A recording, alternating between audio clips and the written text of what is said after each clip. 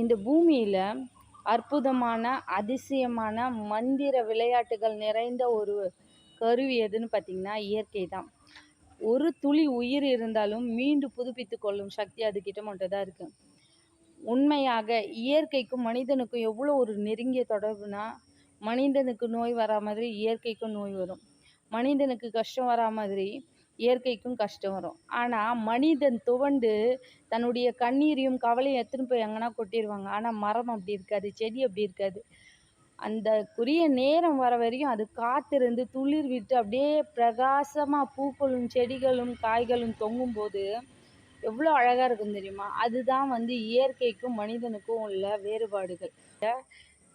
அந்த சக்தியானது இந்த செடிகள்கிட்டையும் அந்த கடவுளுடைய அற்புதமும் பூமியினுடைய அற்புதமும் அந்த செடிகள் மரங்கள் கிட்ட இருந்து தான் நம்ம கற்றுக்கணும்.